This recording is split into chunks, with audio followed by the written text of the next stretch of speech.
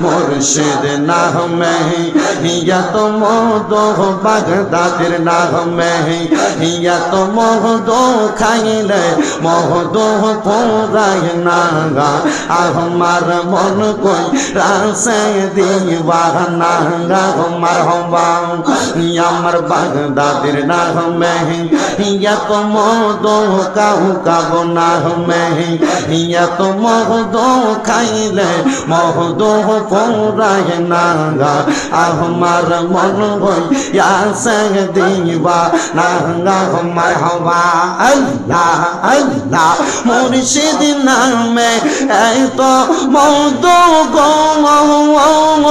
আমার কই যাচ্ছে জাদু গো শাহপুরীর নামে এত মধু গো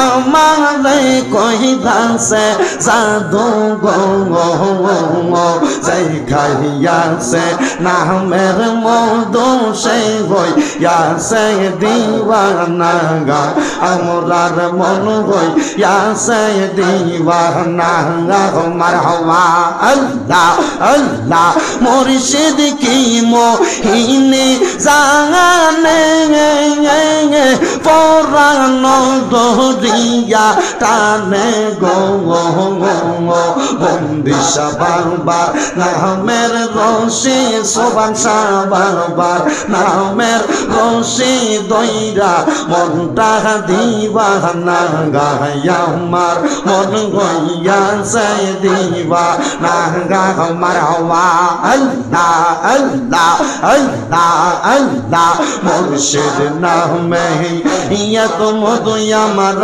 বেচা নামে এত মধু খাইলে মধু পোড়ায় না গায়া আমার মন হইয়াছে দিওয়ানা আমার হওয়া আল্লাহ আল্লাহ আল্লাহ আল্লাহ আল্লাহ তোমরা আমায় কি বুঝাইবা অন্তর পইরা কালা আমার হওয়া আমি জানি গো মুর্শিদ নামে আছে কত জালা আমার হওয়া আমি জানি গো বাগদাদের নামে আছে কত জালা আমার হওয়া আল্লাহ আল্লাহ জবান না কইলা আল্লাহ রে আল্লাহর একটা শরণ নাই আল্লাহ আল্লাহ আল্লাহ আল্লাহ তোমরা আমায় কি বুঝাইবা অন্তর পইরা কালা আমি জানি গো প্রাণ মুর্শিদের প্রেমে কত জালা আমার হওয়া আল্লাহ আল্লাহ এই জগতে প্রেম করিয়া কয়জন আছে বাংলা আই গো কয়জন আছে বাংলা আমার হওয়া মুর্শিদ প্রেমে জইলা পয়রা অন্তর হইয়া গেরা জানি গো দয়াল নামে আছে কত জালা আমার হওয়া আল্লাহ আল্লাহ মান কোলো মান সব হারাইলাম গাইথা নামের মালা হাই গো গাইথা নামের মালা আমার হওয়া মুর্শিদ প্রেমে জ্বলতে জ্বলতে ভিতর আছে বালা আমি জানি গো বাগদাদি বাবার নামে কত জালা আমার হওয়া আল্লাহ আল্লাহ আল্লাহ আল্লাহ দয়াল বাবলি কেন আমি তোমায় ভালোবাসি সেই কথা কি জানা নাই রে তোর মার মারহাবা আল্লাহ আল্লাহ আল্লাহ আল্লাহ আল্লাহ আল্লাহ আল্লাহ মুর্শিদ বাবলে কেন আমি তোমায় ভালোবাসি সেই কথা কি জানা নাই যে তোমার মারহাবা আমি তোমায় ভালোবাসি লোক সমাজে হইলাম গো দোষী মারহাবা গলাতে কলঙ্কের ফাঁসি কেউ তো জানে না আমি তো জানি রে মুর্শিদ তুমি আপনা মারহাবা আমি তো জানি রে মুর্শিদ তুমি আপনা মারহাবা আল্লাহ আল্লাহ আল্লাহ আল্লাহ আল্লাহ আল্লাহ আল্লাহ আল্লাহ আল্লাহ আল্লাহ লা ইলাহা ইল্লাল্লাহু মুহাম্মাদুর রাসূলুল্লাহ সাল্লাল্লাহু আলাইহি ওয়াসাল্লাম। একটা জবানও কেউ বন্ধ রাখবেন না। হে আমার এই বলিয়া গাউসিয়া সুবহানিয়া আহমদিয়া কাউকাবিয়া খানকা শরীফের এই জান্নাতের বাগান কারি আব্দুল মালিক দরবেশ সাহেব রহমতুল্লাহ আলাইহির বাড়ি প্রাঙ্গণে আগত আমার মুসলমান ভাইয়েরা, বাবারা, বন্ধুরা, পর্দার অন্তরালের মা বোনেরা, আপনারা মনে মনে সাক্ষী দিবেন। আর আপনারা যারা মাহফিলে বসলেন আপনারা জবান খুলে বলবেন আমরা এতক্ষণ পর্যন্ত জিকির করলাম কার? আরো মোহাব্বতের আওয়াজে বলেন না কার? অনেকে বলতে পারবে হুজুর গো আল্লাহ তাআলার জিকির করলেন, কিন্তু দেখলাম মাঝে মাঝে মুর্শিদের নামটাও বলতেছেন। এইটা বলার কারণটা কি? আল্লাহর জিকিরের মাঝে মুর্শিদের নামটা কেন আসে? শুনেন বাবারা, আমি আপনাদেরকে নবীর একটা হাদিস শরীফ শোনায়া দেই। আমার দয়াল নবী রাহমাতুল লিল আলামিন নবী বলে, ক্বালান নবী সাল্লাল্লাহু আলাইহি ওয়াসাল্লাম যিকরুল আমবিয়াই মিনাল ইবাদাতি ওয়া যিকরুস সালিহিনা কাফারা। যিকরুল আমবিয়াই মিনাল ইবাদা, হাদিস শরীফ বলতেছে নবীদের নামের জিকির করলে, জিকির শব্দের অর্থ হলো স্মরণ করা, জিকির শব্দের অর্থ হলো জপন করা, জিকির শব্দের অর্থ হলো অনুসরণ করা। আমরা তো আল্লাহর জিকির করি, আল্লাহ আল্লাহ বলে ডাইকা আল্লাহর স্মরণ করি। এবার নবীর নামের জিকির কোনটা? নবীর নামের জিকির হইল নবীর স্মরণ করা। যখন আপনি কোন নবীর শান গাইবেন, কোন নবীর জীবনী পড়বেন, এটা নবীর জিকির। ওয়া যিকরুস সালিহিনা কাফারা, এবং সালিহিন বান্দার জিকির কোনটা? তার মানে বোঝা যায় আল্লাহর যেমন জিকির আছে, নবীদের তেমন জিকির আছে, ওলিদের তেমন জিকির আছে। আল্লাহর যেমন জিকির নবীদের তেমন জিকির না, নবীদের যেমন জিকির ওলিদের তেমন জিকির না। সবাই সবার জায়গার মধ্যে সমমান পরিমাণ সওয়াব পায়। বন্ধুরে, আল্লাহকে যখন আপনি স্মরণ করবেন গো, আমার আল্লাহ তাআলা ঘোষণা করে কুল আতিউল্লাহ ওয়া আতিউর রাসূল ওয়া উলিল আমরি মিনকুম। আল্লাহ তাআলা বলেন কোরআনুল কারীমের মধ্যে ঘোষণা করে দিয়েছে, ও মুমিনের দলেরা, ও ইমানদারের দলেরা, তোমরা যদি আল্লাহর অনুসরণ করতে চাও তাইলে তোমরা নবীর অনুসরণ করো। নবীর অনুসরণ করতে চাইলে যারা উলিল আমর নেককার বান্দা দুনিয়ার জমিনের মধ্যে তোমাদেরকে উপদেশদাতা, তোমরা তাদেরকে অনুসরণ করো। আমরা কাদেরকে উপদেশদাতা বানাইবো? আমরা তো উপদেশদাতা ভালো কোনো পীর পাই না। পীরের তো সারা বিশ্বের জমিনে কোনো অভাব নাই, পীরের তো কোনো অভাব নাই, কিন্তু হক্কানি পীরের বড় অভাব। কথা কন্যা ঠিক কিনা? টাকা দিয়া, পয়সা দিয়া, সম্পদ দিয়া, দরবার বড় দিয়া পীর হয় না। পীর হয় আল্লাহর ইবাদত নবীর মুহাব্বতের মাধ্যমে। কথা কোন ঠিক কিনা? বন্ধুরে আমার, যেহেতু এই এলাকাটা গাউসিয়া সুবহানিয়া আহমদিয়া কাউকাবিয়া খানকা আছে এলাকার মধ্যে, যেহেতু শাহপুর দরবারের আন্ডারে অনেক মানুষ চলাফেরা করেন, ওই দরবারটাকে অনুসরণ করেন। আপনারা বলেন যারা ওই দরবারে গেছেন একবার বলেন ওই দরবারের নামাজ চলে কি চলে না? রোজা চলে কি চলে না? কথা কয় না? নামাজ চলে কি চলে না? রোজা চলে কি চলে না? আল্লাহর ইবাদত চলে কি চলে না? ওই দরবারে উরুস মাহফিলে যারা গেছেন আপনারা জানেন 5 ওয়াক্ত নামাজের সময় মাইক বন্ধ থাকবে। দরবারের নামাজের টাইমে নামাজগুলা চলে। দরবারে জিকিরের টাইমে 1 ঘন্টা জিকির, 1 ঘন্টা 24 মিনিটের আল্লাহ আল্লাহ জিকির চলে। আহলে বায়াতের স্মরণের ওয়াজ মাহফিল চলে। ওসিয়তমূলক নসিহতমূলক অনেক বয়ান চলে।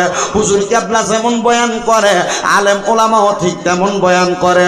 কিন্তু বর্তমান কাউকা হুজুর কেবলার বয়ানগুলা শুনবেন, আপনারা বলেন এতক্ষণ পর্যন্ত হুজুর যে বয়ান করলো আউটসাইডের কোনো কথা বলেন নাই, ফালতু কোনো বকওয়াজ করেন নাই। যতক্ষণ কথা বলেছেন কোরআন এবং হাদিস থেকে কথা বলেছেন। আর যেই কথাগুলা বলেছেন ওই কথাগুলা মাইনে আমরা চলতে পারলে আমাদের জীবনটা সফল হবে। কিন্তু মুসলমান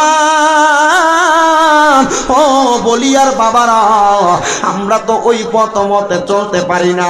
এবার আসেন শাহপুর দরবারের একটা শিক্ষা আছে, যে শিক্ষাটা হইল ইয়া পাক পাঞ্জাতন লাখু সালাম, ইয়া পাক পাঞ্জাতন লাখু সালাম, ইয়া হাসান শাহ হুসাইন লাখু সালাম। বলে হুজুর নবীর কত সাহাবায়ে কেরাম আছে, শাহপুর দরবারে কেন পাক পাঞ্জাতনের জিকির করায়, পাক পাঞ্জাতনের স্মরণটা করায়? এই জন্য আমি আল্লাহ তাআলার কোরআন থেকে একটা আয়াত তেলাওয়াত করেছি। আমার আল্লাহ তাআলা পবিত্র কোরআনুল কারীমের মধ্যে ঘোষণা করে ইন্নামা ইউরিদুল্লাহু লিইউযহিবা আনকুমুর রিজসা আহলাল বাইতি ওয়া ইউতাহহিরাকুম তাতহীরা। আমার আল্লাহ কয় নিশ্চয়ই নিশ্চয়ই নিশ্চয়ই নিশ্চয়ই যারা আমার নবীর বংশধর, আমার নবীর আহলে বায়াত, আমি আল্লাহ তাআলা আহলে বায়াতের মধ্য থেকে সকল প্রকার অপবিত্রতা দূর করে ওয়া ইউতাহহিরাকুম তাতহীরা, আমি আল্লাহ তাদেরকে পবিত্র বানাইয়া দিছি। আল্লাহ গো আপনি নবীর বংশধররে পবিত্র বানাইছেন। নবীর বংশধর আবার কি? নবীর ছেলে বুঝি নবীর বংশধর, নবীর মেয়ে বুঝি নবীর বংশধর, নবীর পুত্র কন্যা এবং নবীর স্ত্রী বুঝি নবীর বংশধর। এবার আমার আল্লাহ তাআলার পেয়ারা হাবিব শিখিয়া দে উম্মত রে, আমার বংশধরের মধ্যে আহলে বায়াত কারা, এদেরকে তোমরা আগে একটু চিনো। আপনারা বলেন আমরা সবাই চিনার দরকার আছে না নাই? ওই হাদিস শরীফটা বলার আগে আমি আপনাদেরকে নিয়ে একটু দুরূদ শরীফ পড়ব। সবাই পড়েন আল্লাহুম্মা সাল্লি আলা সাইয়্যিদিনা মাওলানা মুহাম্মদ ওয়া আলা আলি সাইয়্যিদিনা মাওলানা। ওরে মা ফাতেমার নয়নে মনি হযরত আলীর জান, মা ফাতেমার নয়নে মনি হযরত আলীর জান। ইমাম হোসেন শহীদ হলো কারবালার ময়দানে, ইমাম হোসেন শহীদ হলো কারবালার ময়দানে। বলেন মা ফাতেমার নয়নে মনি হযরত আলীর জান, মা ফাতেমার নয়নে মনি হযরত আলীর জান। ইমাম হোসেন শহীদ হলো কারবালার ময়দানে, ইমাম হোসেন শহীদ হলো কারবালার ময়দানে। দয়াল নবীর জবানে কারবালার বয়ানে, দয়াল নবীর জবানে কারবালার বয়ানে, আওলাদের রাসূল শহীদ হবে হাদিসে প্রমাণ। ইমাম হোসেন শহীদ হলো কারবালার ময়দানে, ইমাম হোসেন শহীদ হলো কারবালার ময়দানে। মা ফাতেমার নয়নে মনি হযরত আলীর জান। বলেন মা ফাতেমার নয়নে মনি হযরত আলীর জান। ইমাম হোসেন শহীদ হলো কারবালার ময়দানে, ইমাম হোসেন শহীদ হলো। হাসান হোসেন কান্দে নানা মুস্তায়াল নবী করেন দোয়া ও গো রাব্বানা, জান্নাত থেকে কুদরতের পোশাক পাঠাও না। লাল সবুজের সেই পোশাকে কারবালার নিশান, লাল সবুজের সেই পোশাকে কারবালার নিশান। ইমাম হোসেন শহীদ হলো কারবালার ময়দানে, ইমাম হোসেন শহীদ হলো কারবালার ময়দানে। মা ফাতেমার নয়ন মনি হযরত আলীর জান বলেন মা ফাতেমার নয়ন মনি হযরত আলীর জান ইমাম হোসেন শহীদ হলো কারবালার ময়দান আল্লাহুম্মা সাল্লি আলা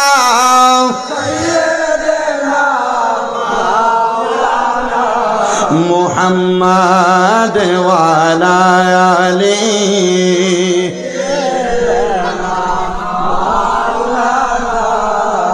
আমার মুসলমান ইমানদার দলেরা গো গভীর মনোযোগ দিয়ে আলোচনা শ্রবণ করবা। এবার নবীর সাহাবায়ে কেরাম আমার নবীকে প্রশ্ন করে ইয়া রাসূলুল্লাহ নবী গো ও দয়াল নবী মায়ার নবীজি আপনার কাছে জানতে চাই আপনি বলেন না কারা আপনার আহলে বায়াত এদের পরিচয়টা আপনি আমি নবীর আমরা সাহাবায়ে কেরামকে দিয়ে দেন। এবার আমার নবীজি নবীর আহলে বায়াতের পরিচয় দেয় নবীর বংশধরের পরিচয় দেয়। আমার দয়াল নবী শীতের সকালবেলা কালো রঙের একটা পশমি চাদর পইরা আমার নবী নবীর হুজরা মুবারকের মধ্য থাইকা নবী যখন মা ফাতেমার ঘর মুবারকের সামনে দিয়া যায় এমন টাইমে গো আমার নবীজি মা ফাতেমার ঘর মুবারকে ঢুইকা আমার নবীজি দেখলেন মা ফাতেমা তো জহরার ঘর মুবারকের সামনে নবীর কলিজার দুইটা টুকরা দুইটা নাতি হযরত ইমাম হাসান এবং ইমাম হুসাইন রাদিয়াল্লাহু তাআলা আনহু দুইজন নাতি ঘরের সামনে খেলা করতেছে। আমার দয়াল নবীজি নবীজির চাদর মুবারকটাকে লম্বা করলেন এবং বললেন ফাতেমা রাদিয়াল্লাহু তাআলা আনহা তুমি আমার চাদরের নিচে প্রবেশ করো।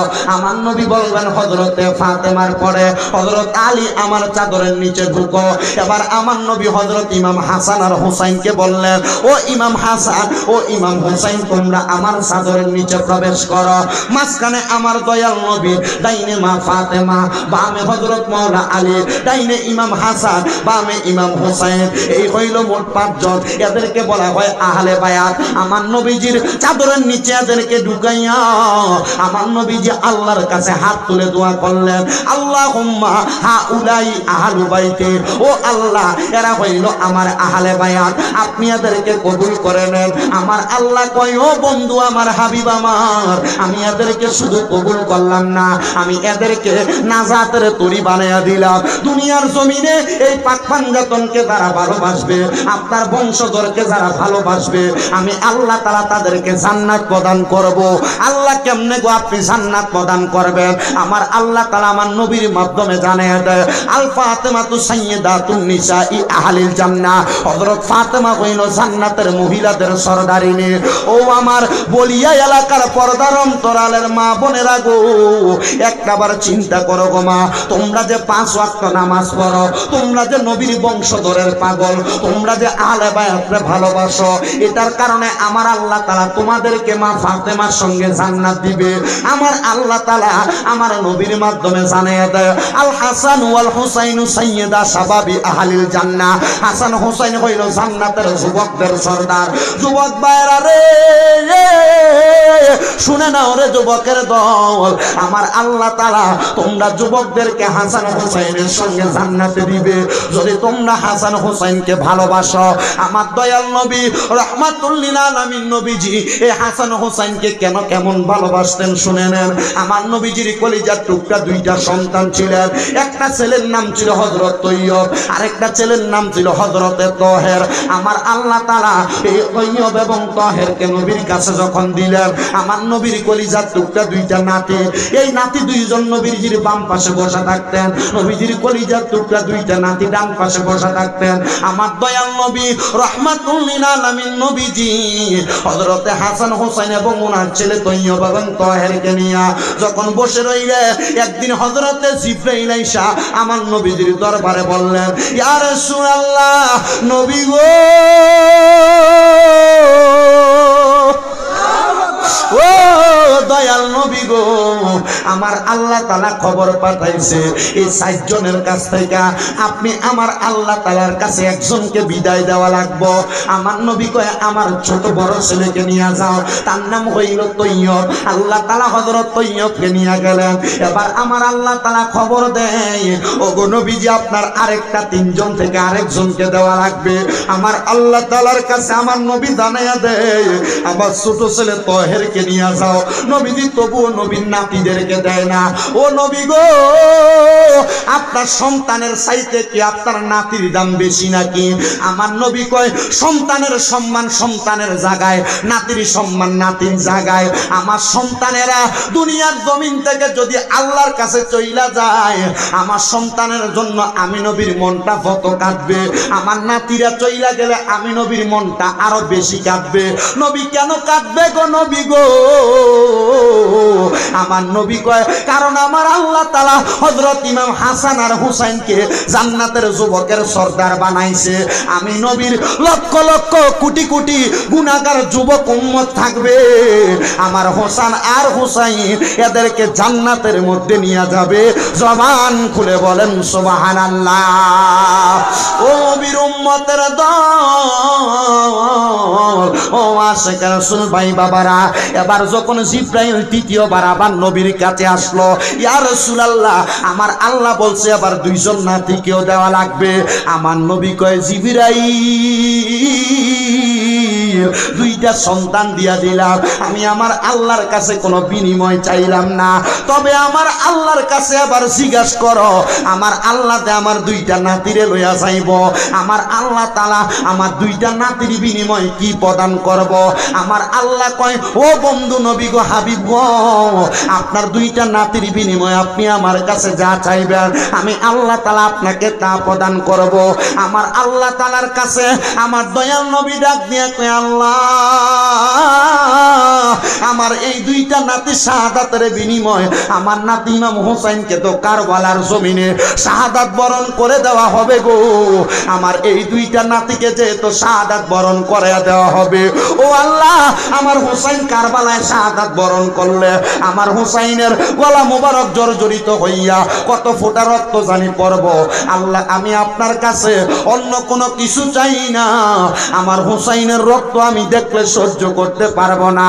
আমার আল্লাহ তাআলা আমার নবীরে জানায়া দেয় নবী গো আপনার হোসেনের যত ফোঁটা রক্ত মোবারক মাটির মধ্যে পড়বে আমি আল্লাহ তাআলা হোসেনের প্রত্যেকটা ফোঁটা রক্তের বিনিময় আপনি নবীর উম্মতদেরকে নাজাত দিয়া দিব। বলেন সুবহানাল্লাহ। হে হোসেন নবীজির আওলাদ সালাম জানাই মোরা তোমায়, সালাম জানাই মোরা তোমায়। হে হোসেন নবীজির আওলাদ সালাম জানাই মোরা তোমায়। জানি না কেমন করে ছিলেন নবী সোনার মদিনায়, যে সময় এজিদের দল হুসাইনের গলায় তলোয়ার চালায়। হে হোসেন নবীজির আওলাদ সালাম জানাই মোরা তোমায়, সালাম জানাই মোরা তোমায়। আমার বলিয়ার বাবারা গো,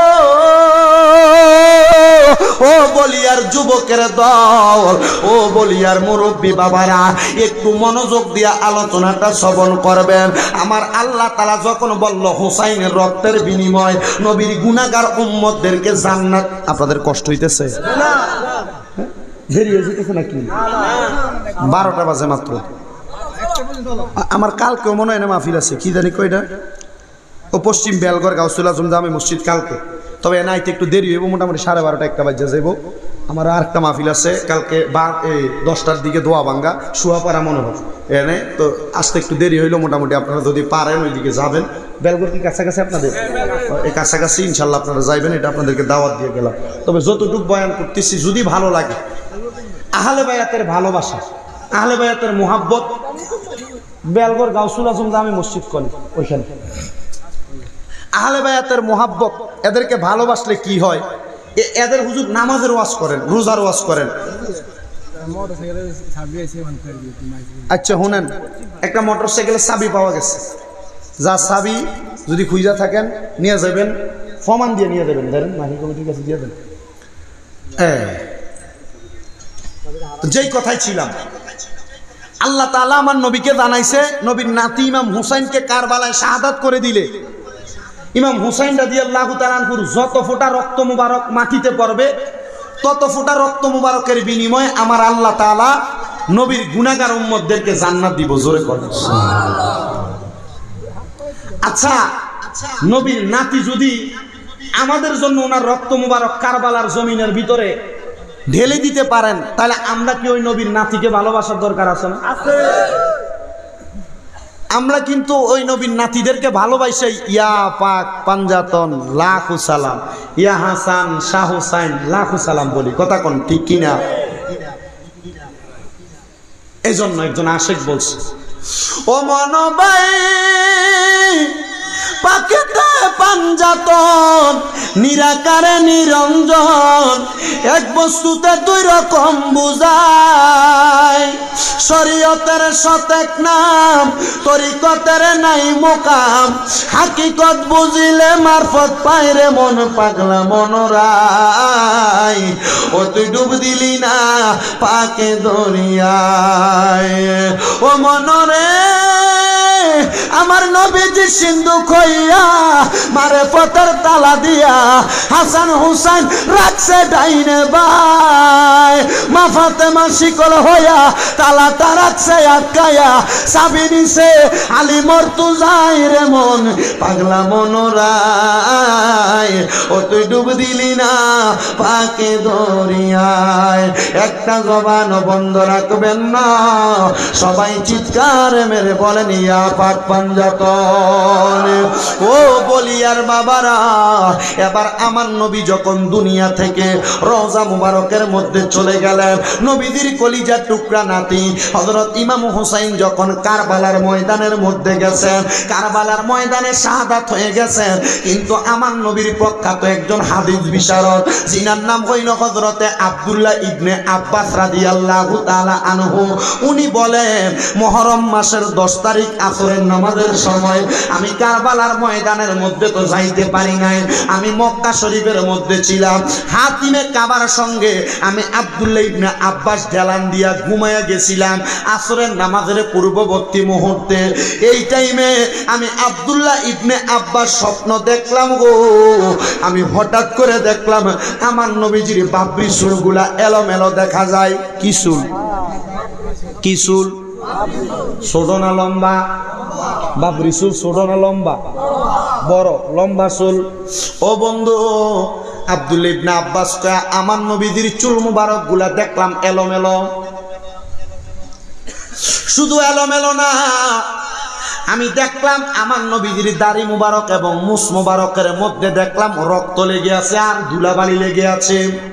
জি হ্যাঁ, আমি দেখলাম আমার নবীজির ডান বাম হাত মুবারকের মধ্যে একটা পেয়ালা দেখা যায়, আর আমার নবীজি কারবালার ময়দানের মধ্যে যে লাশগুলা শাহাদাত বরণ করেছে, ওই লাশগুলার কাছ থেকে কুড়িয়া কুড়িয়া রক্ত ওইটার মধ্যে নিতেছে। ওই নাই হাতের পেয়ালাই না। আমি আমার নবীকে ঘুমের ঘরে স্বপ্নেই জিজ্ঞাসা করলাম, ইয়া রাসূলুল্লাহ, আপনি কেন রক্ত মুবারক গুলা বাটির মধ্যে নিতেছেন? আমার নবী ডাক দিয়া কয়, শোনো রে আব্দুল্লাহ ইবনে আব্বাস, আমার আল্লাহ বলছে হুসাইনের রক্ত মুবারকের বিনিময় আমি নবীর গুনাহগার উম্মতদেরকে জান্নাত দিবে। আমি নবীজি এই জন্যই রক্ত মুবারক গুলা হাতে নিতেছি। নবী গো, হুসাইন যে শাহাদাত বরণ করবে নবী গো, আপনি কখন থেকে জানেন? আমার নবী বলে, যখন আমি নবী ইমাম হাসান হুসাইনকে দেখলাম তারা দুইজন ভাই প্রাপ্তবয়স্ক, আমি নবীজি মসজিদে নববীর মধ্যে বসা ছিলাম আমার ইমাম হাসান আর হুসাইনকে নিয়ে। আমি নবী যখন বসা ছিলাম, আমার ইমাম হাসান ছিল আমি নবীর ডান রান মোবারকের উপরে, আমার ইমাম হুসাইন ছিল আমি নবীর বাম রান মোবারকের উপরে। আমি নবীজি হাসান হুসাইনকে চুমা খাইতেছি, আমি হাসান হুসাইনকে আদর যত্ন করতেছি। ও বন্ধু, আমার নবী বলে, এমন টাইমে আমার কলিজার টুকরা কন্যা হযরতে ফাতেমা তু জহরা রাদিয়াল্লাহু তাআলা আনহা আমার সামনে দিয়া যাইতেছে। মা ফাতেমা আমার যখন দেখলো গো, আমার ফাতেমা আমি নবীর দিকে আইসা দেখতেছে, আমি হযরত ইমাম হুসাইনের গলা মোবারকের মধ্যে চুমা দিতেছি, আর আমি হযরত ইমাম হাসানের ঠোঁট মোবারকে চুমা দিতেছি। এটা কোন ফাতেমা জানোনি গো মা? ও আমার বলিয়া এলাকার মা বোনেরা, সোশ্যাল মিডিয়ায় দেখনেওয়ালা মা বোনেরা, এটা হইল ওই ফাতেমা যেই ফাতেমার সঙ্গে তোমরা মহিলারা জান্নাতে যাইবা। মহিলারা চিন্তা করে, হুজুর যেহেতু নবীর মাইয়া ফাতেমার লগে আমরা জান্নাতে যাবো, তাহলে আমরা নামাজ পড়বো কেন? আমরা স্বামীর খেদমত করব কেন? আমি বলবো না রে মা, যেই মহিলারা 5 ওয়াক্ত নামাজ পড়বে, যেই মহিলারা স্বামীর খেদমত করবে, যেই মহিলারা পর্দা করে চলবে, যেই মহিলারা রোজা রাখবে, এই মহিলারাই কিন্তু মা ফাতেমার লগে জান্নাতে যাইব। জামাইর লগে দমক দিয়া কথা কইয়া জান্নাত আশা করো, লাভ হবে না। নামাজ না কইরা হাজীগঞ্জের বাজারে মার্কেটে ঘুরা নামাজ জান্নাত আশা করো, লাভ হবে না। ও মা, ব্যাপারটা কইবা আবার মা ফাতেমার লগে জান্নাতে যাইবা, লাভ হবে না। জামাই 1 গ্লাস পানি চাইছে, দমক দিয়ে বলছো এখন না নিজে লইয়া খাও, আবার তুমি জান্নাতের আশা করবা। আল্লাহর কসম, স্বামীর অবাধ্য হইয়া মা ফাতেমার লগে জান্নাতে যাইবা দূরের কথা, জান্নাতের সুগ্রাণও তোমরা পাইবা না। আর আল্লাহর নবী কয়, জান্নাতের সুগ্রাণ 500 বছরের রাস্তা দূর থেকে পাওয়া যাবে। জবানটা খুলা কন্যা সুবহানাল্লাহ। খাতুন জান্নাত মাগো, খাতুন জান্নাত মা ফাতেমা আমার, এ বিশ্ব জগৎ মাগো করিলেন উজার, এ বিশ্ব জগৎ মাগো করিলেন উজার। বলেন খাতুন জান্নাত মাগো, খাতুন জান্নাত মাগো ফাতেমা আমার, এ বিশ্ব জগৎ মাগো করিলেন উজার। তুমি নবী নন্দিনী হাসান হুসাইনের মা জননী, নবীজির নয়নের মনি, জান্নাতের রমণীর সরদার, জান্নাতের রমণীর সরদার ফাতেমা মনি, এ বিশ্ব জগৎ মাগো করিবেন উজার। খাতুন জান্নাত মাগো ফাতেমা আমার, এ বিশ্ব জগৎ মাগো করিবেন উজার। ও বন্ধুরে, ও নবীর প্রেমিকের দলেরা, আমার নবী কয়, ইমাম হাসান আমার ডান রান মোবারকের উপরে, ইমাম হুসাইন আমার বাম রান মোবারকের উপরে, ফাতেমা আমার ঘরের দরজায় দাঁড়ায় আছে। আমি ইমাম হুসাইনের গলা মোবারকের মধ্যে চুমা দিছি, আর ইমাম হাসানের ঠোঁট মোবারকে চুমা দিছি। হযরতে ফাতেমা আয়েশা ডাক দিয়া কয়, ও গো আল্লাহর হাবিব, আমার কলিজার টুকরা আব্বাজান, আপনার 2 জন নাতি আপনার কাছে সমান হকদাতা, কিন্তু আমি তাকে দেখলাম আপনি ইমাম হাসানের ঠোঁট মোবারকের মধ্যে চুমা দেন, আর ইমাম হুসাইন হুসাইনের গলা মোবারকের মধ্যে চুমা দেন। ইয়া রাসূলুল্লাহ নবী গো, আপনি নবীর কাছে জানতে চাই এটার কারণটা কি? আপনি নবী আমাদের কাছে বলবেন নি? আমার নবীজি ছোট বাচ্চা মানুষ যেমন ভাবে মুখেও কান্দে চোখেও পানি ছেড়ে দেয়, আমার নবী ঠিক এমন ভাবে কান্না করতেছে। আমার নবী কান্দে, নবীর কলিজার টুকরা দুই দন্নাতিকে জড়াইয়া দইরা দইরা ডাক দিয়া কয় ফাতেমা, ও ফাতেমা শোনো রে ফাতেমা, আমি নবী কেন কান্না করি শুনে নাও। কেন হাসানের ঠোঁটে চুমা দিলাম, হুসাইনের গলা মোবারকে চুমা দিলাম। অল্প কিছুক্ষণ আগে আমি নবীর কাছে আল্লাহ তাআলার ফেরেশতা মুআল্লিমুল মালাইকা জিবরাইল আইসা খবর দিছে, ইয়া রাসূলুল্লাহ নবী গো, আপনার দুইজন নাতিকে তো আল্লাহ নিয়ে যাবে। এই দুইজন নাতির মধ্যে যেই নাতিটা বড় নাতি ইমাম হাসান, হযরত ইমাম হাসানকে আমার আল্লাহ তাআলা কেমনে নিবে শুইনা নেন। ইমাম হাসানকে এমন কিছু মানুষ দাড়িওয়ালা, টুপিওয়ালা, পাগড়িওয়ালা, পাঞ্জাবিওয়ালা ইমাম হাসান রে বিষ পান করাইয়া দিব। ইমাম হাসান বিষক্রিয়ায় আক্রান্ত হইয়া শাহাদাত বরণ করব। আমার নবী ডাক দিয়া কয়, ও ফাতেমা, আমি ইমাম হাসানের ঠোঁটের মধ্যে চুমা খাইছি এই জন্য যেন আমি নবীর চুমা দেওয়ার কারণে আমি নবী তো রহমাতুল লিল আলামিন নবীজি, আমি নবীজির রহমতের ঠোঁট মুবারক ইমাম হাসানের ঠোঁটের সঙ্গে লাগার কারণে বিষক্রিয়া ইমাম হাসান রে মারতে পারবে না। কিতাব প্রমাণ করে, আমি দেখলাম সাওয়ারিকুল মুহরিকা কিতাবের মধ্যে ইমাম হাসানকে একবার না, দুইবার না, তিনবার না, 6 বার বিষ পান করাইছে। ইমাম হাসান শাহাদাত বরণ করে নাই। এরা জিজ্ঞাসা করে, ইমাম হাসান আপনার এতবার বিষ পান করানো হয়, আপনি কেন মারা যান না? ইমাম হাসান কয়, আরে মরবো কেমনে? এই ঠোঁটের মধ্যে আমার রহমাতুল লিল আলামিন নবী দিনে রাইতে চুম্বন করেছে। নারে তাকবীর, নারে রিসালাত, পবিত্র ঈদে মাজিউন নবী জিন্দাবাদ, পবিত্র ঈদে মিলাদুন নবী জিন্দাবাদ। জোরে বলেন রাসূল বাইতে খুদা জিন্দাবাদ, জোরে বলেন মারহাবা। বন্ধুরে আমার, ইমাম হাসানকে 7 বার বিষ পান করাইছে। 7বার ইমাম হাসান শাহাদাত বরণ করছে। ইমাম হাসান 7বার বিষক্রিয়ায় মারা যায় নাই।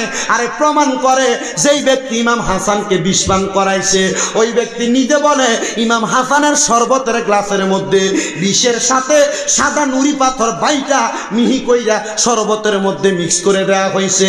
ইমাম হাসান এটা পান করার কারণে ইমাম হাসান শাহাদাত বরণ করেছে। কিন্তু মজার একটা বিষয় কি শুনে, ইমাম হাসান যখন শাহাদাত বরণ করে, ইমাম হাসান মারা যাওয়ার সময় আমরা যখন কোনো জায়গায় একটা উষ্টা খাই, আল্লাহ গো কই একটা চিৎকার মারি, মাগ্য কইয়া ডাক মারি, উফ কইয়া শব্দ করি, কিন্তু ইমাম হাসান এমন কোনো শব্দ করেন নাই। ইমাম হাসান যখন বিষক্রিয়া আক্রান্ত হইলেন, মানে নুড়ি পাথরের কারণে হাতের মধ্যে ঝাঁঝরা হইয়া যাচ্ছে, ইমাম হাসান নানা গো কইয়া একটা চিল্লানি মারছে।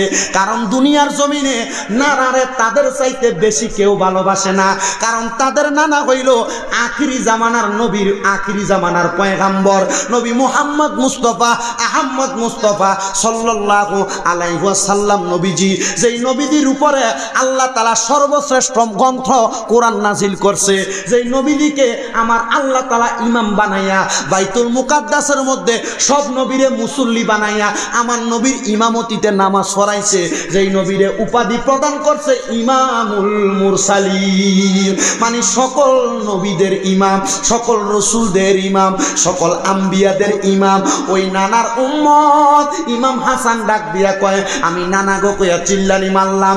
এমন টাইমে আমার ভাই ইমাম হুসাইন দৌড়ে আসছে। আমি হাসানকে জিজ্ঞাসা করে, ও ভাই কে আপনার বিষ পান করাইলো? আপনি বিষক্রিয়ায় আক্রান্ত, আপনি কেমন জানি করতেছেন, আমার মনে হয় আপনি শাহাদাত বরণ করবেন। একটা বার আপনারে কে মারলো তার প্রমাণটা আপনি আমার কাছে দিয়া যান। ইমাম হাসান ওই সময় কোরআনের আয়াত শোনাই, ইন্নাল্লাহা মা'আস সাবিরিন, নিশ্চয় ধৈর্য ধারণকারীর সঙ্গে আমার আল্লাহ রয়েছে। ইমাম হাসান কয়, ভাইজান এখন যদি আমি তাদের পরিচয় আমি আপনার কাছে দেই, আপনি তাদের গর্দান আলাদা করে দিবেন। আর আমার নবীজির উম্মতেরা কিয়ামত পর্যন্ত যে বেঁচে থাকবে তাদেরকে ঈমান পরীক্ষা করবে কেমনে? তাদের কাছে মুসলমান হবে দুই ধরনের, একটা হবে হুসাইনি, আর একটা হবে ইয়াজিদি। হুসাইনিরা নামাজ পড়বে, হুসাইনিরা আমি নবীর নাতিদেরকে মুহাব্বত করবে। এই জন্য আমি এদের পরিচয় আপনার কাছে দিতে চাই না। একজন শায়ের এটা সুরে সুরে বলে, আরে ও ভাই কবে একবার আর শুনি, ওরে কে তোমারে খাওয়াইলো জহর নবীজির পরানি রে, বাহিরে আমার সোনার চন্দ্রমণি। আল্লাহ বলে ও জিবরাইল জিবরাইল যাও না রে চলিয়া, আর 70,000 ফেরেশতা আনো জানাজার লাগিয়া রে। বাইরে আমার সোনার চন্দ্রমণি, ও ভাই কবে একবার আর শুনে, ওরে কে তোমারে খাওয়াইলো জহর নবীজির পরানি রে, বাইরে আমার সোনার চন্দ্রমণি। আকাশ কান্দে বাতাস কান্দে, কান্দে দরিয়ার পানে, ওরে দুই পুত্র হারাইয়া কান্দে জান্নাতে ফাতেমা জননী রে, বাইরে আমার সোনার চন্দ্রমণি। বলিয়ার যুব ও বলিয়ার মুরব্বী বাবারা, ও বলিয়ার পর্দার অন্তরালের মা, আগামী 5 মিনিটের মধ্যে আপনারা বয়ানের মজাটা বুঝতে পারবেন। হযরত ইমাম হাসান যখন শাহাদাত বরণ করলেন, এবার পালা আসলো হযরত ইমাম হুসাইনের। ইয়াজিদের দলেরা কুফার মধ্য থেকে 1200 মতান্তরে 1250 চিঠি দিয়েছে। কয়টা চিঠি? 1200 মতান্তরে 1250 চিঠি দিয়েছে। হযরত ইমাম হুসাইন রাদিয়াল্লাহু তাআলা আনহুকে মক্কা নগরী থেকে কুফায় নেওয়ার জন্য হযরত ইমাম হুসাইন রাদিয়াল্লাহু তাআলা আনহু 1250 চিঠি পাওয়ার পরে রওনা করলেন। রওনা করে কারবালার ময়দানে উপস্থিত হয়ে গেছে। একদিন থেকে 10 মুহররম পর্যন্ত কারবালার ময়দানের মধ্যে 71 জন শাহাদাত বরণ করেছে। বলেন কয়জন? 71 জন শাহাদাত বরণ করেছে। মতান্তরে 70 থেকে 72 জন কারবালার ময়দানে ইমাম হুসাইনের দলেরা শাহাদাত বরণ করেছে। বন্ধুরে, ইমাম হুসাইন রাদিয়াল্লাহু তাআলা আনহু কারবালার ময়দানে এখনো যান নাই। বৃহস্পতিবার দিবাগত রাত্র ইমাম হুসাইন রাদিয়াল্লাহু তাআলা আনহু কোরআনুল কারীম ওনার সিনার মধ্যে ধারণ করা ছিলেন। ওনার কলিজার টুকরা স্ত্রীর নাম ছিল হযরতে সাহারা বানু। হযরত ইমাম হুসাইন নবীজির সুন্নাহ মোতাবেক সাহারা বানুর ডান উরুর মধ্যে ওনার মাথাটা রাইখে একটু শুইছেন ক্লান্ত অবস্থায়, সারাদিন যুদ্ধ বিধ্বস্ত অবস্থা। ইমাম হুসাইন যখন সাহারা বানুর সুন্নত স্ত্রীর রান মুবারক রানের উপরে মাথা রেখে ঘুমানো কি কথা কয় না? আর আপনি তো কাম গাছ সাইরে এসে স্ত্রীকে সময় দিবেন, কোনোরকম নাক টেনে ঘুমান, বোঝে আছে বোর যে হকও কিছু আছে এটা মনে থাকে না, কথা কয় না? বুড়ো হইলে বোর হক আসেনি, কথা কয় না আসেনি? আরে বউ এটা যদি আপনি নিজেও বুড়া হন, বউও বুড়া হয়, সুন্দর কথা বলে সারা রাত ফার করে দেওয়া যায়নি, কথা কয় না? আল্লাহ নবীর সুন্নত। নবীজি বলছে যদি স্বামী স্ত্রী তোমরা যদি মুরব্বী হয়ে যাও, অনেক বয়স্ক হয়ে যাও, তোমরা এক বালিশকে তোমাদের বিছানার জন্য নির্দিষ্ট করো। কয় বালিশ? একটা বালিশে নির্দিষ্ট করতে। ইয়া রাসূলুল্লাহ কেন?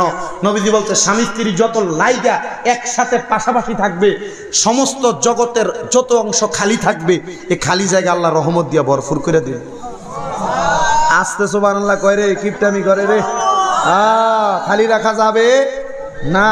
আর মা বোনেরা জামাই যদি একদিন একটু ধমক দেয়, মাথাটা ঘুরে অন্যদিকে ফিরে পড়তেছে, কথা কয় না? আছে। আজকে আমার মাদারীপুর থেকে একজন কল দিছে। কোন জায়গা? মাদারীপুর থেকে। হুজুর আমার স্ত্রী এই অন্যায় করেছে, হুজুর আমি চাচ্ছি তাকে তালাক দেওয়ার জন্য। আমি জিজ্ঞাসা করলাম, আমি চিন্তা করলাম, আমি যদি কই, আমার পরামর্শ লেগে কল দিছে, এখন যদি আমি কই তালাক দিয়ে দেন দিয়ে দিব। আমি কইলাম ভাইজান ক্ষমা করা মহত্বের লক্ষণ। কিসের লক্ষণ?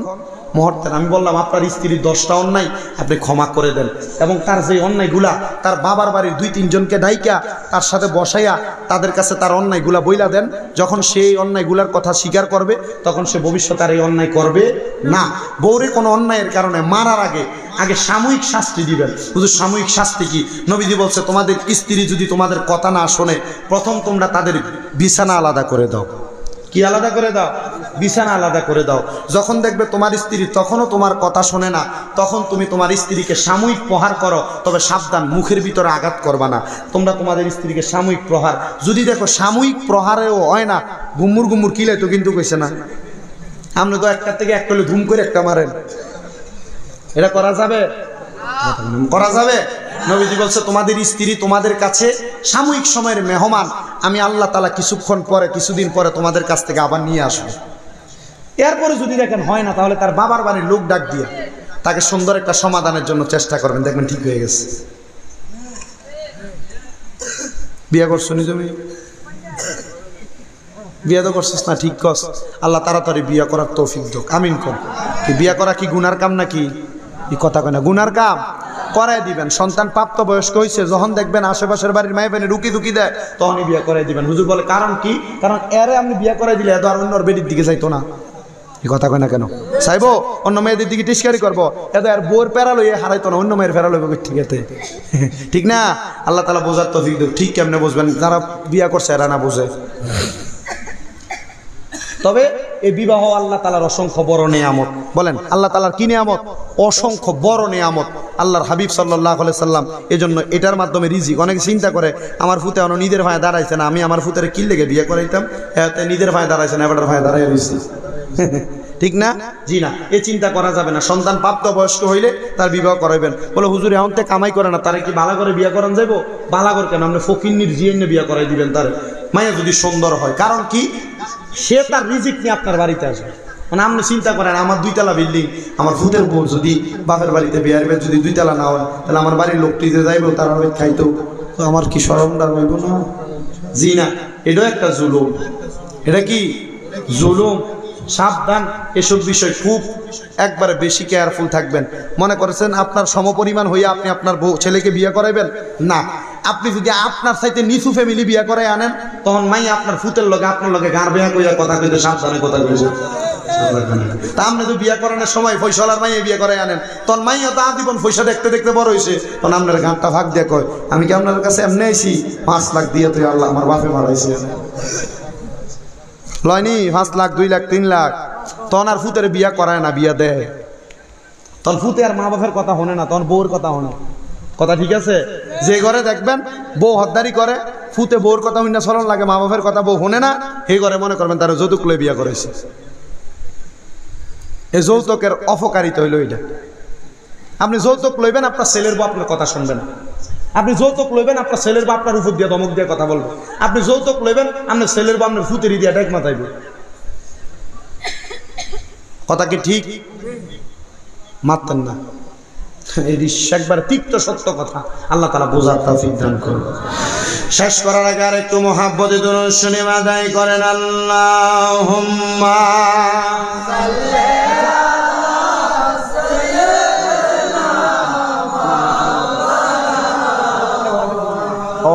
আলা আলি সাইয়্যিদিনা মাওলানা।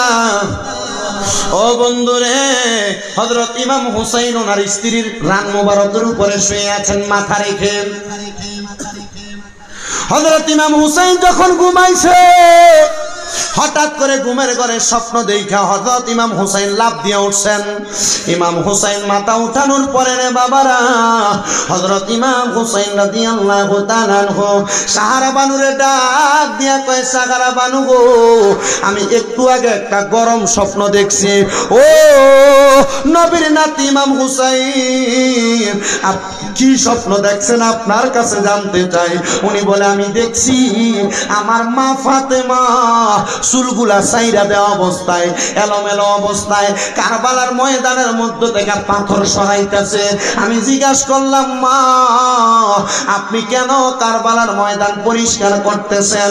আমার মা উত্তর দিছে, রে হুসাইন, আগামীকালকে যে তোমাকে কারবালার ময়দানে শোয়া কতল করা হবে, তুমি যদি একবার উপশব্দ ব্যবহার করো, তোমার নানা মুহাম্মদ মুস্তাফা উনি রওজা মুবারকে থাকবে না, উনি তোমার বাঁচানোর জন্য চলে আসবে, তুমি যেন কষ্ট না পাও, ব্যথা না পাও, এই জন্য আমি কারবালার পাথর পরিষ্কার করতেছি। হযরত ইমাম হুসাইন বলে, আমি আবার যখন ঘুমাইলাম, আমি আবার ঘুমের মধ্যে দেখতে পাইলাম আমার মা, আমার বাবা হযরত আলী রাদিয়াল্লাহু তাআলা আনহু, আমার বড় ভাই ইমাম হাসান এবং আমার নানা মুহাম্মদ মুস্তাফা সাল্লাল্লাহু আলাইহি ওয়াসাল্লাম নবীজি বসে আছেন। তাদের চারজনের মাঝখানে একটা জান্নাতি খাবারের থালা পড়ে আছে। আমি জিজ্ঞাসা করলাম, ও নানা, ও আব্বা জান, ও ভাইজান, ও আমার আম্মা জান, আপনারা কেন এই থালার মধ্যে থেকে খাবার খান না? তারা আমার উত্তর দেয়, এই থালার খাবারের মালিক হইল 5 জন, আমরা আছি 4 জন, আরো একজন আসার বাকি, তিনি কইলেন আপনি হুসাইন, আপনি যতক্ষণ আসবেন না ততক্ষণ আমরা থালার খাবারগুলা খাবো না। হযরতে মা ফাতেমাতুজ জাহরা ডাক দিয়া কয়, হুসাইন রে, কারবালার ময়দানে শাহাদাত বরণ করার মাধ্যমে তুমি এই থালার খাবার জান্নাতি খাবার মুখে দিতে পারবা। ও বন্ধুরে, একটাবার চিন্তা করে দেখেন, ওই মা জননী হুসাইনের জন্য একটুও কান্না করেন নাই। কারণ কি গো ফাতেমা, আপনি কেন আপনার ছেলের জন্য কান্দেন না? ফাতেমা কয়, আমি কেন ছেলের জন্য কানবো? আমার আব্বা জান ওনার সন্তানের জন্য কান্দে নাই, ওই যে 2 জন ভাইকে শাহাদাত বরণ করে দেওয়া হয়েছে, আমি কেন কানবো? বলে, কান্না না করার কারণটা কি?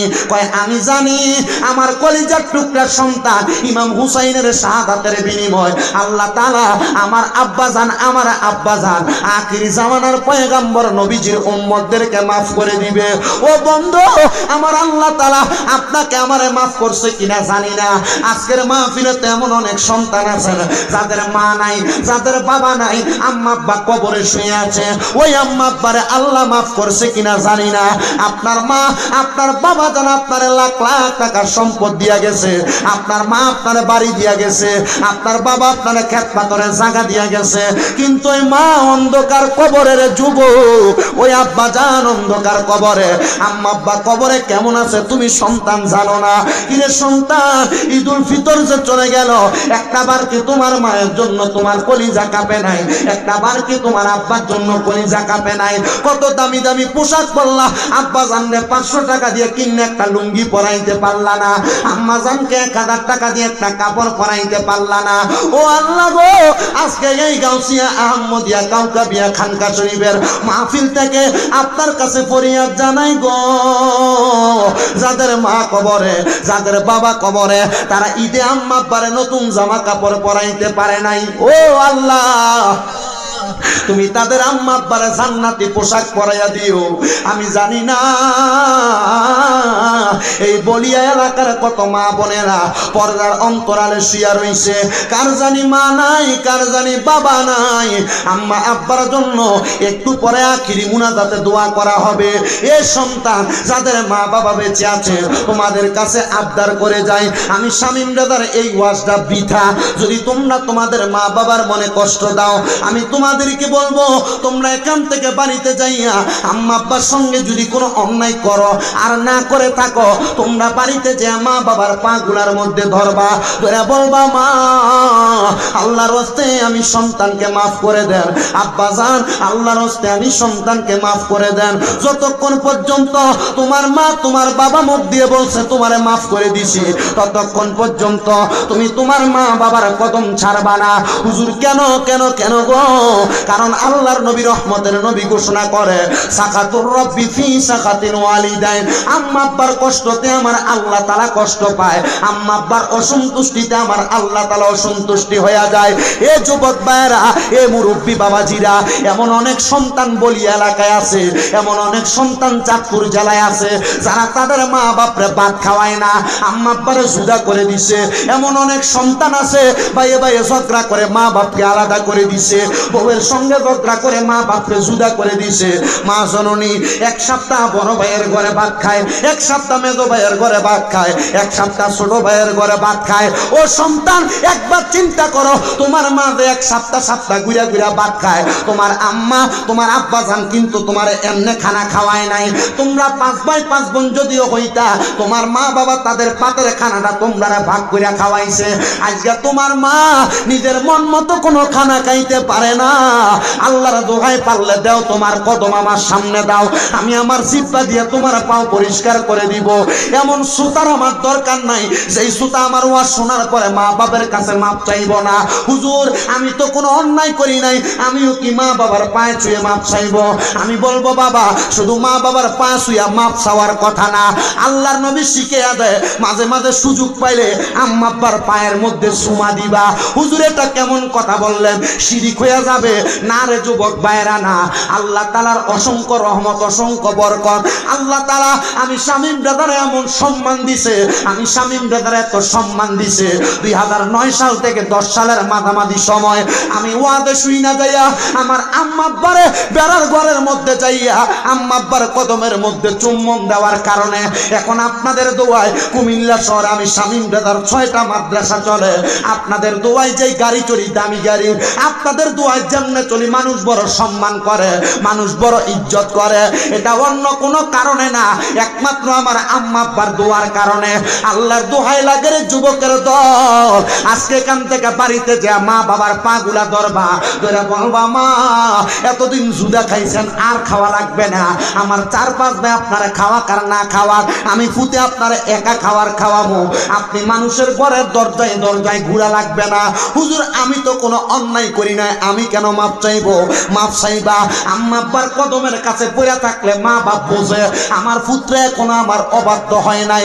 এ যুবক ভাইরা, এ মুরব্বী বাবাজিরা, আম্মা আব্বার কদমে চুম্বন করবার সুযোগ পাইলে হুজুর এটা কেমন কথা? চুম্বন কেন করব? আমার নবীর একজন প্রাণের সাহাবী, উনি বলেন শোনো, আমি নিয়ত করেছিলাম যদি মক্কা বিজয় হয়ে যায় আমি মক্কার চৌকাঠের মধ্যে দেয়া সুমা দিব।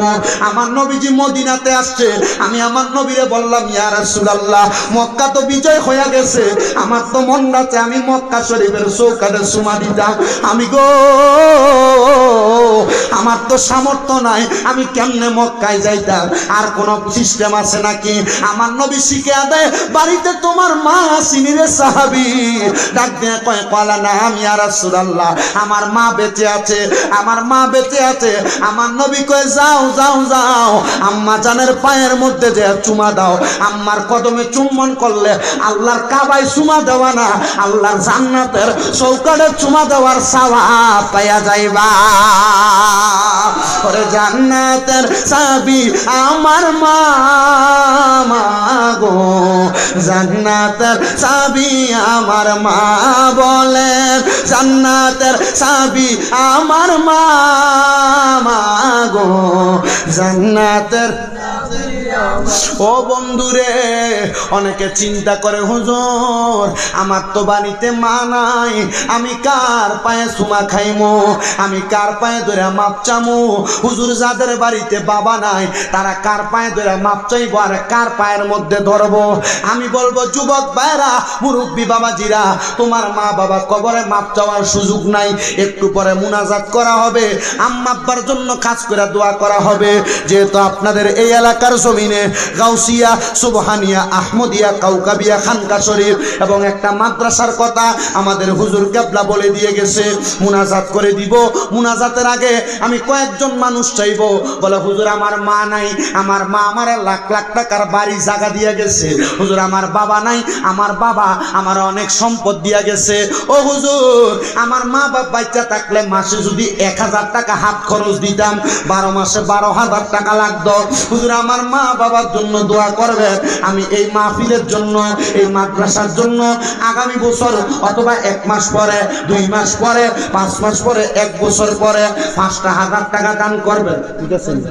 আরো বেশি বেশি পারলে আলহামদুলিল্লাহ, আসেননি কেউ 5,000 টাকা দান করবেন, পারলে নগদ, না পারলে বাকি 1 মাস, 2 মাস, 3 মাস, 5 মাস পরে দান করবেন। কারেন্ট নিয়ে গেছে, হ্যাঁ জেনারেটর আসেনি? আচ্ছা, একজন শুধু হাতটা তুলে বলবেন হুজুর আমার নাম উমুক, আমার মা নাই দোয়া করবেন, বাবা নাই দোয়া করবেন, দোয়া করা হবে, দিবেন নি কেউ? নামটা কোন? 5000 আছে, আসেনি একজন? 5000 দেওয়ার মতো মার নামে, বাবার নামে, আল্লাহর নবীর মাদ্রাসার জন্য কে দিবেন? 5000 আসেনি কেউ? নগদ না পারলে বাকি 1 মাস পর, 2 মাস পর, 5 মাস পর, 1 বছর পরে দিলে অসুবিধা আছে নি কোনো? দেন, বলে হুজুর আমি 5000 টাকা দিব। মারহাবা, নাম কি? আল্লাহ কবুল করো, মঞ্জুর করো। জনাব ফাঁক পাঞ্জাতনের নামে জনাব মোহাম্মদ আব্দুল হাই সাহেব, উনি দান করলো 5000 টাকা। আল্লাহ কবুল করো, মঞ্জুর করো, দানের হাদিয়া সোনার মক্কা মদিনায় পৌঁছায় দাও। আব্দুল হাই সাহেব যে আশা করে দান করলো, মনের নেক নেক আশাগুলা পূরণ করো। আল্লাহ ধন সম্পদের মধ্যে বরকত দান করো, কঠিন রোগ বালা মুসিবত থেকে হেফাজত দান করো। এরপরে আসেননি জনাব আব্দুল হাই সাহেবের মতো 2 নাম্বার 5000 টাকা দিবেন 1 মাস পর, 2 মাস পর, 5 মাস পর। আসেনি কেউ দেওয়ার মতো? যদি না পারেন বলে হুজুর আমি 5000 পারবো না।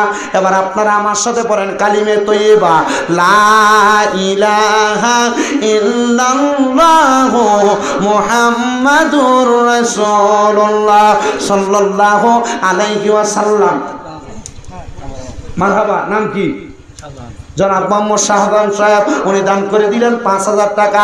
আল্লাহ কবুল করো, মঞ্জুর করো, শাহজাহান সাহেবের মনে আশা পূরণ করো, বংশের খবর আদাব মাফ করো, হায়াতের মধ্যে বরকত দান করো। রাব্বুল আলামিন সমস্ত প্রকারের বিপদ আপদ বালা মুসিবত থেকে হেফাজত দান করো। ও বন্ধু, লা ইলাহা ইল্লাল্লাহ লিখতে হরফ 12টা, কয়টা? লা ইলাহা ইল্লাল্লাহ লিখতে 12 হরফ। 12 জন মানুষ 2000 টাকা করে দিবেন। 2000 টাকা বেশি জিনিস না। বলে হুজুর আমার মার নামে, বাপের নামে, সম্পদের বরকতের জন্য, এই মাদ্রাসার জন্য, খানকার জন্য আমি 2000 টাকা দান করব। আসেননি? 1 মাস পরে, না পারলে 2 মাস, না পারলে 5 মাস, না পারলে 1 বছর পরে দিবেন 2000 টাকা। হ্যাঁ, জনাব